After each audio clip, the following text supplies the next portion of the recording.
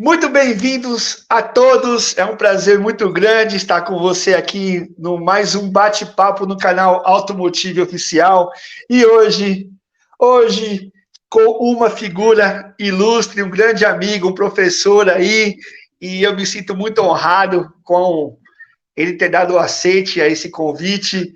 Carlos Napolitano, Apta Brasil na área. Seja bem-vindo, Carlão. Obrigado, Geise, obrigado ao pessoal que está assistindo. É um prazer estar com vocês aí. E sempre que a gente puder passar alguma informação que seja útil para o reparador, para o pessoal em geral, a gente, enquanto Deus permitir, nós vamos estar aí junto, né? Muito obrigado da assistência aí. Deus vai permitir, pô. Você vai viver mais 100 anos, Carlão. Tem muito carro de câmbio automático chegando aí, meu. Deus me livre. Carlão, eu me sinto muito feliz aí, né? Porque tem algumas pessoas que a gente tem uma consideração e sabe da importância dela no mercado. E o canal, ele veio justamente para isso. Juntar essa quantidade de pessoas que fazem a diferença no mercado automotivo e deixar num só local, né? Então, hoje, quando eu fiquei sabendo na semana passada que você tinha separado um tempo na agenda aí, para mim foi um motivo de muita alegria, né? Mas também, eu tô alegre, mas também não vou aliviar, né, Carlão? Tem umas perguntinhas aqui que você sabe, eu não vou deixar de fazer, né, meu? Tá certo. Estamos aí para isso, vamos tentar, né? Legal. Ô, Carlão, ó, eu tenho acompanhado a enxurrada de carros que tem chegado no segmento, né? Modelos turbo, né? Então você vê lá 1.0 turbo, 1.4 turbo, modelos novos, híbridos, elétricos, novas montadoras chegando, chineses chegando. E eu acredito ainda no motor.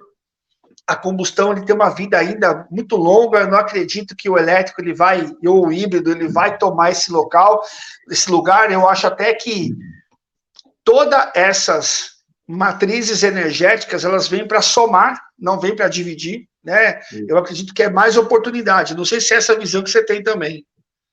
Isso. Nós estamos vendo aí o desenvolvimento da Toyota com os carros com célula de hidrogênio, né? Também está bem avançado esse estudo. Por enquanto é um recurso caro, mas eles estão tentando melhorar isso, né? O pessoal está tentando de todas as maneiras aí diminuir um pouquinho o uso do petróleo.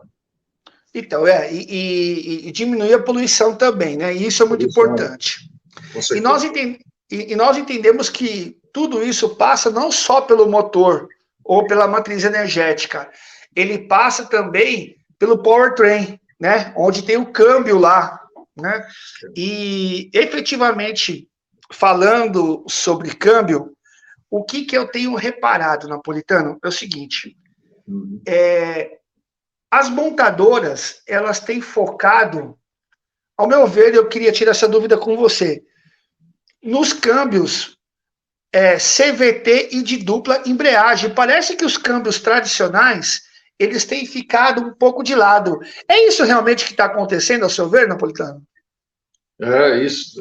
O que eu tenho reparado também, você observou bem, é que o câmbio CVT ele sempre foi considerado um câmbio de alta eficiência, né? Então, é um câmbio assim que ele faz com que o motor trabalhe, como ele é um câmbio variável continuamente, ele faz com que o motor trabalhe sempre na faixa mais econômica, né? De trabalho, de torque, rotação, potência. Então, porque ele não tem uma marcha definida, né? Então, ele não tem toda a rotação dele é baseada, com a variação das polias, é baseada no torque do motor e na faixa de menor consumo, né? Vamos dizer assim. Então, ele é um câmbio, em termos de eficiência energética, ele é um câmbio que está no auge, né? Ele é um câmbio que consegue fornecer o máximo possível de desempenho com economia. Então, e as montadoras, o que a gente percebe é que elas estão sendo pressionadas pelos governos, né, a reduzir as emissões cada vez mais. Então, uma das coisas que nem você mencionou, um dos fatores do powertrain que reduz bastante as emissões é a eficiência do câmbio. Se o câmbio conseguir aproveitar melhor a energia do motor, né, quanto melhor ele aproveitar, menos poluente, menos combustível vai gastar e menos emissões, né? Então, por isso que as montadoras têm focado bastante em tudo aquilo que reduz consumo e é mais eficiente, né? Então, nós temos aí motores turbo, aí, 3 cilindros. A gente sabe que a vida útil deles não é igual a dos motores mais antigos, né? Mas a transmissão também. A gente tem no caso do CVT, ele é um câmbio, em termos de eficiência, ele é vamos dizer assim, seria o melhor que pode ser fornecido hoje. Então, por isso que elas estão investindo muito nisso. Isso se dá também a dupla embreagem, Napolitano?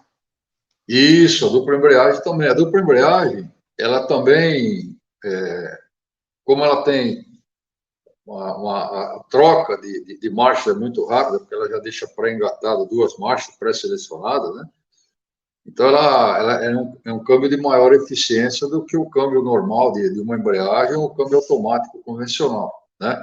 Então, a gente sabe que o câmbio de dupla embreagem também está sendo requisitado, principalmente em locais onde o CVT, devido à potência do motor, o CVT não pode ser aplicado, né? Então, a dupla embreagem ela é um câmbio mais resistente, vamos dizer assim. Ela consegue, além de proporcionar um maior desempenho, devido às trocas de marcha muito rápida, muito mais rápida que um câmbio convencional automático, né, ou manual, ela também suporta um torque maior. Então, para os motores de maior potência, eles estão preferindo focar hoje nos câmbios dupla embreagem. Então, é um câmbio eficiente também, né? Interessante, interessante. Então, o que determina um câmbio CVT ou um câmbio de dupla embreagem é justamente aí a potência que o motor entrega para poder executar isso da melhor maneira possível, né? Basicamente, seria o fator decisivo, vamos dizer assim, para empregar um ou outro, né? Que bacana. Bacana, muito bom. Só que é o seguinte, eu tenho também observado, Napolitano, que essa migração para o câmbio CVT, ela tem causado alguns problemas. Eu não sei se você tem percebido isso, mas as oficinas estão recebendo carros com quilometragem muito baixa, com problema no câmbio, principalmente no CVT, foi o que eu estou pesquisando aí. E realmente isso está acontecendo, Napolitano? Sim, a gente percebeu bastante também sobre isso, que as oficinas hoje, a maioria do pessoal que vem aqui na escola fazer um curso, ele traz sempre uma informação para a gente, né? E a gente tá no dia a dia também, nós estamos vendo aí que o câmbio CVT tem ele quebra muito, né? Quebra muito devido a vários fatores aí que a gente vai abordar, né? Então, o aumento dos carros CVT com quebra nas oficinas hoje está sendo notado, né? Tem muito carro CVT mesmo, que nem se falou. Você que roda bastante oficina por aí, você tem observado, acho que até melhor que a gente aqui. Então, o que eu percebo é sempre aquele comentário, né? E aí eu queria entrar num aspecto de diagnóstico, tá? Já propriamente para a gente poder abordar esse assunto aí. Eu percebo que as oficinas têm dito o seguinte: olha, esse carro aqui chegou com um problema onde o carro está xoxo, ou o carro não chega numa determinada velocidade e parece que não vai, né? Entra em modo de segurança, alguma coisa assim. E aí o pessoal, eles têm buscado mais informação sobre isso. E eu entendo que para buscar informação sobre isso, existe uma sequência lógica, né? Ou existe um padrão que você precisa começar a adotar para que o diagnóstico seja mais preciso. E eu entendo que a Apta ela consegue passar esse tipo de informação. Tem como nos dar aí uma pequena palhinha aí, né, do que é bom estar atento quando esses carros novos com câmbio CVT está aparecendo aí, para poder mais ou menos ajudar o pessoal a trilhar esse caminho, Carlão? Além dessas reclamações que você citou, o carro fica com fraco desempenho, ou o carro entra em modo de segurança, modo de emergência, né, que a gente diz, e por qualquer probleminha elétrico, eletrônico que tenha, o que a turma tem reclamado bastante é que o carro CVT, quando quebra a cinta metálica, né, a correia metálica, que faz a união das duas polias, o carro para completamente. Então, ele fica sem tração, acabou, tem que ser guinchado. Então, o que tem acontecido muito é a quebra, né, dessa correia também. Além do carro, o pessoal se queixar de desempenho fraco na saída, ou entrar em segurança por algum motivo eletrônico, ele também, o que a turma reclama muito é de quebra, né?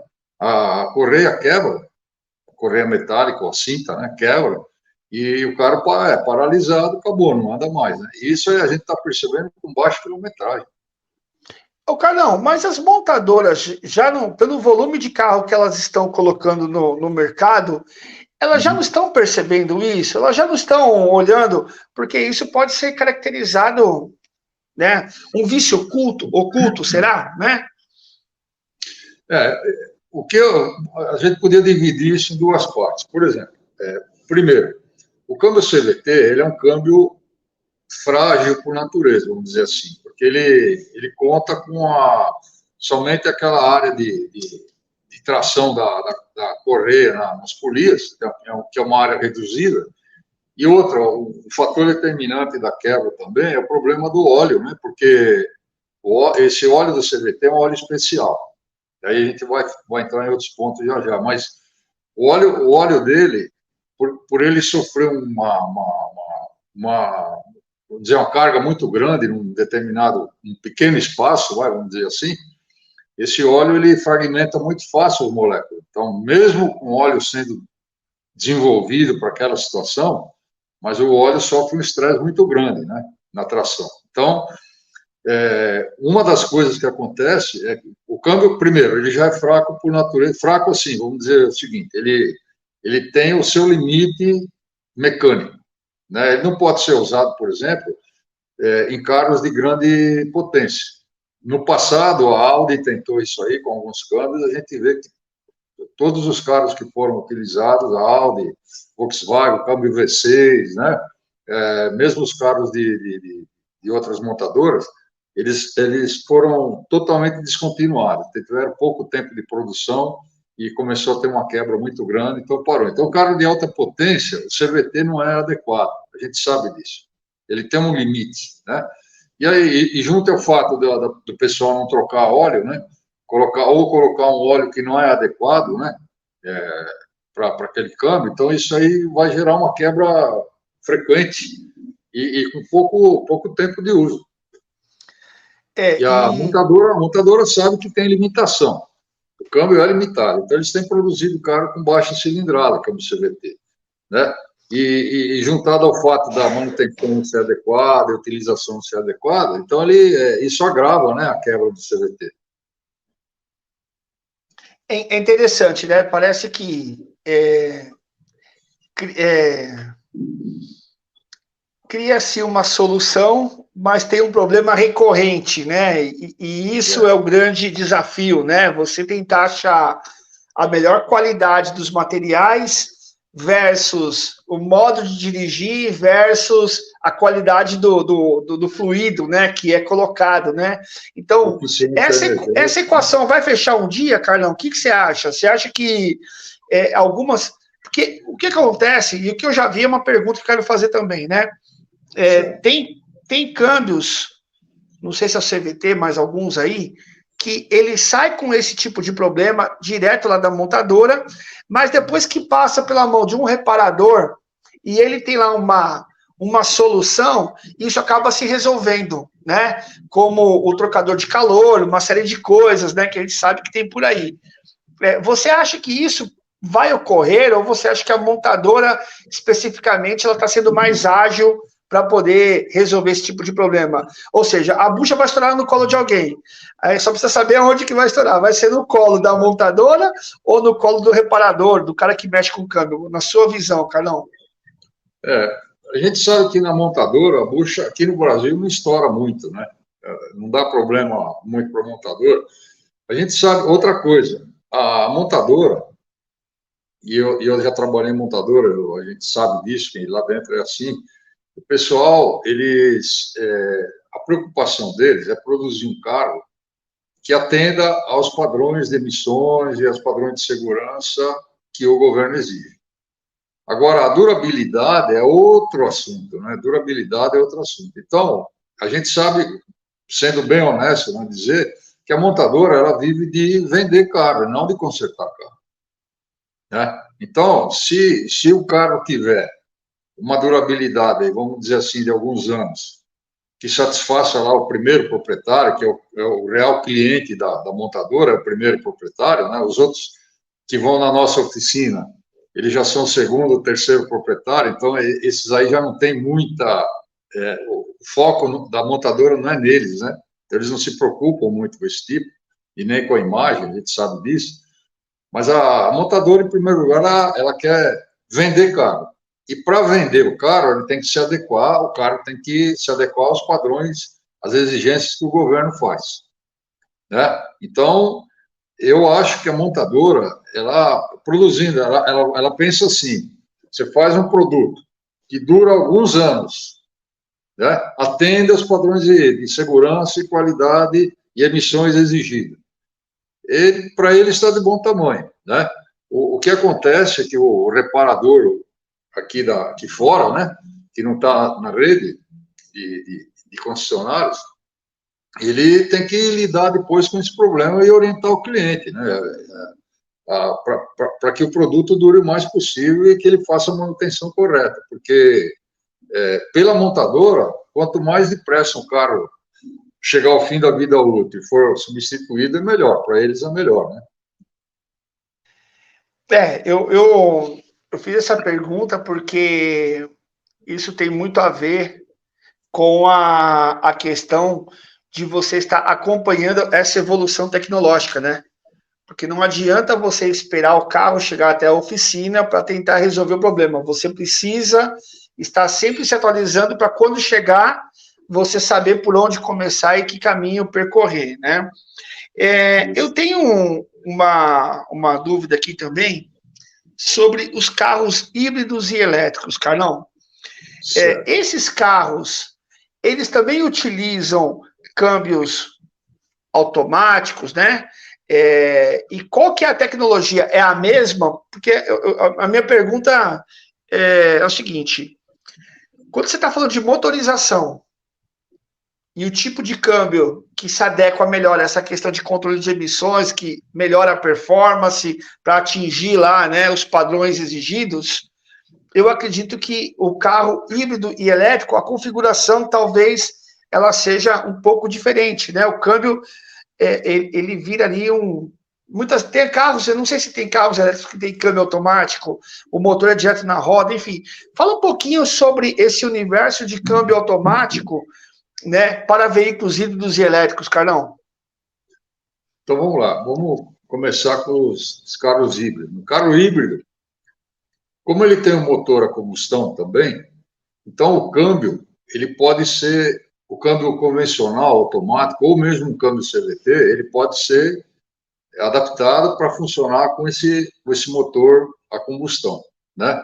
Tanto é verdade, por exemplo, o carro híbrido, ele tem um câmbio automático, alguns câmbios hoje fabricados pela ZF, pela Isin, por exemplo, eles podem ser adaptados no carro híbrido. E no lugar do conversor de torque, que é o que gera movimento para o câmbio, ele pega o movimento do motor e transmite para o câmbio, né, o torque, você tem lá um induzido, então como se fosse um alternador tamanho família, vamos dizer assim, né? Então a parte externa, né, o estator do alternador, ele fica por dentro da carcaça seria a carcaça da embreagem, né? E dentro ele tem um induzido que vai, quando o motor está desligado, o motor a explosão, o motor a combustão, ele funciona como um motor elétrico, então ele mantém o câmbio girando, né? Então ele funciona tanto com o motor a combustão quanto alimentado pela bateria do híbrido. Então nesse caso aí você tem a tração normal, que seria um câmbio automático normal, ou um câmbio CVT normal, mas ao invés do conversor, você vai ter lá esse induzido, esse alternador, vamos dizer assim, né, lá na frente da transmissão para tocar ele. Então, ele tem os problemas normais, um carro automático, né, tem que ser troca de óleo, troca de filtro, tem todo aquele trabalho, né, arrefecimento, tudo certinho. E o carro elétrico, ele é um carro mais simples, porque ele não tem essa parafernália toda da mistura do motor a combustão com o motor elétrico. Então, o carro elétrico ele tem um conjunto de engrenagem, né, na saída do eixo do motor elétrico que toca as rodas. Ele tem um conjunto lá de engrenagem e que é um conjunto epicicloidal, um conjunto normal que a gente conhece do câmbio automático. Seria como se fosse aquele conjunto de engrenagens, né, normais do câmbio. E aí está ligado o centro do motor está ligado na engrenagem central, que é a solar, a anelar fica travada na carcaça, e o carregador planetário que recebe esse movimento, então ele transmite força para as rodas. Então, você tem uma caixinha de redução, se o o motorista quiser dar ré, a hora que ele coloca a alavanca na posição ré, o inversor do motor elétrico inverte a polaridade para que o carro vá para trás ou vá para frente do jeito que ele quiser. Então, o carro elétrico é um pouquinho mais simples, né, em termos mecânicos, do que o carro híbrido. Cara, que interessante, meu, que interessante.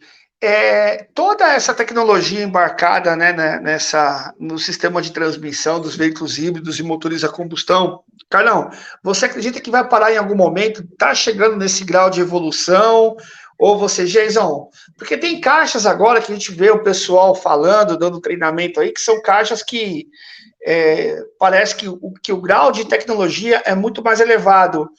Mas eu entendo, e aí eu queria saber se eu estou correto nesse entendimento, é o seguinte, os câmbios automáticos, tá?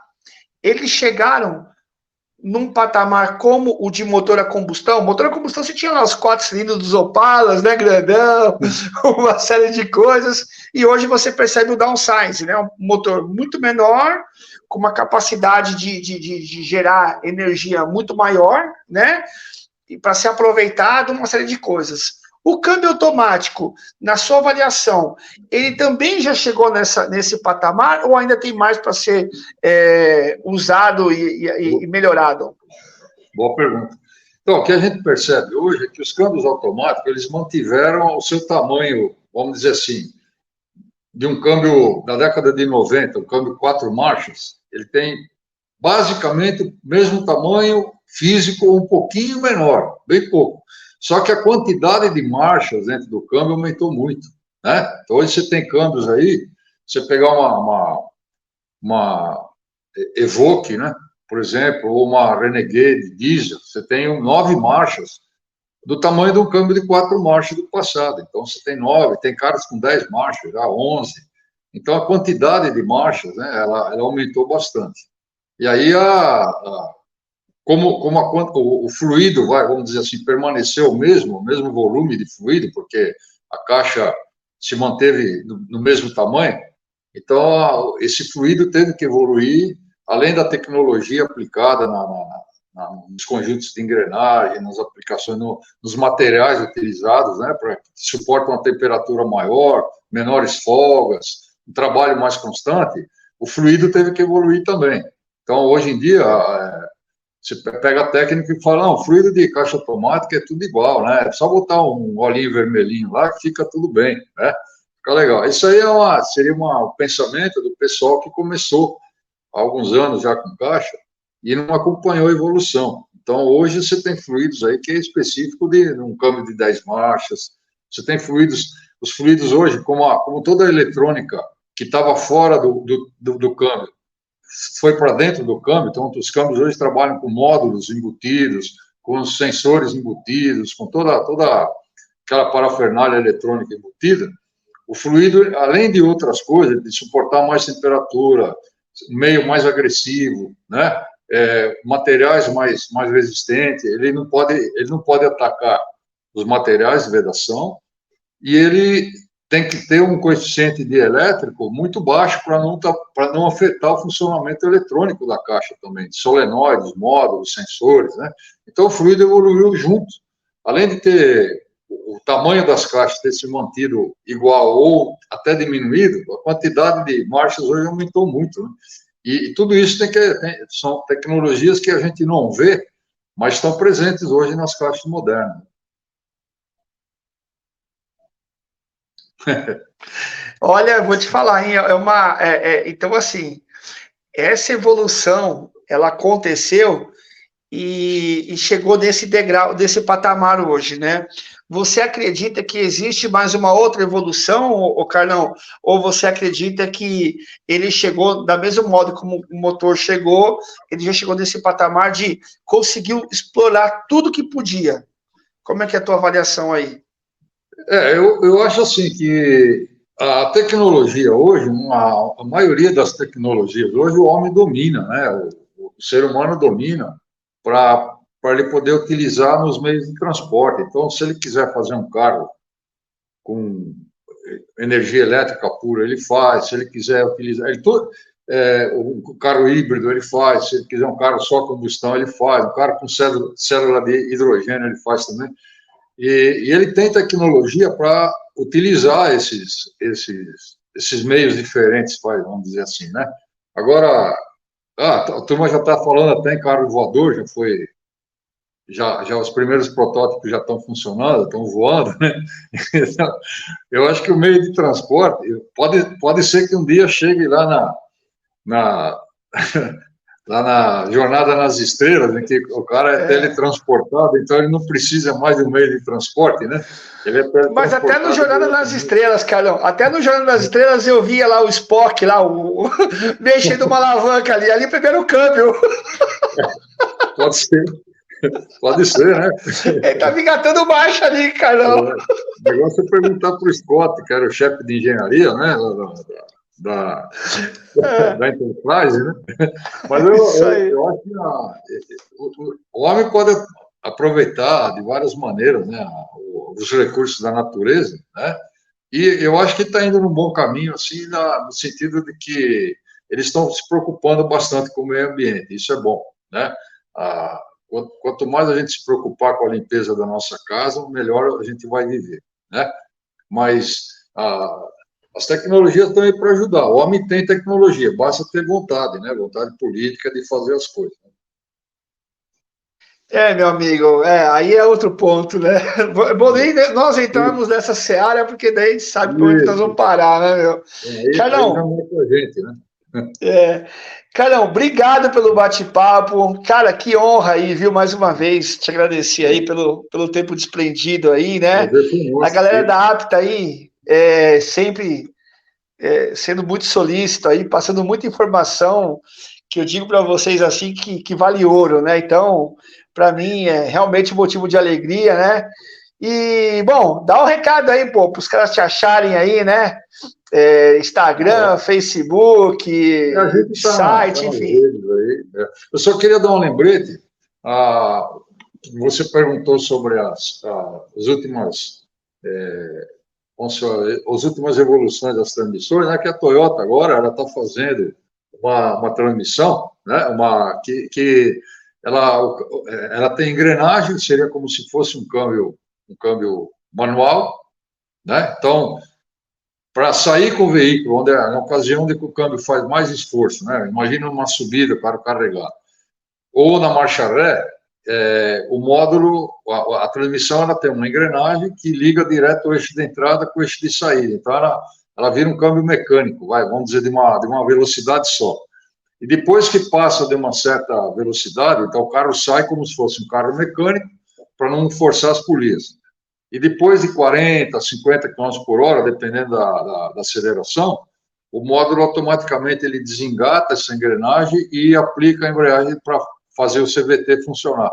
Então, o carro ele fica CVT a partir de uma certa velocidade e na saída ele age como um câmbio mecânico normal. Então, você vê, é uma solução, vamos dizer assim, uma saída, né, para evitar um pouco o desgaste, né, da transmissão, o esforço das polias, que é o que tem causado, além do pessoal não trocar óleo, não trocar filtro, o que tem causado muita quebra é esse esforço inicial, o motorista tem a sensação que o carro está patinando na saída, né? Então, esse câmbio novo, ele já está saindo no Toyota Altis e na Toyota, aquela, como é que chama lá? Toyota Counter, É vai, um Cross, SUV novo que tem aí. isso, É isso, eu Cross, sei qual que isso. é. Isso. É Cross, né? O nome dela. O nome é assim. Então ele está saindo nesses dois top de linha aí, vamos dizer. Então é uma tentativa das montadoras de minimizar um pouquinho esse problema da fragilidade, vamos dizer assim, do CVT, né? No Podemos uso dizer do que é um dia a dia. câmbio híbrido?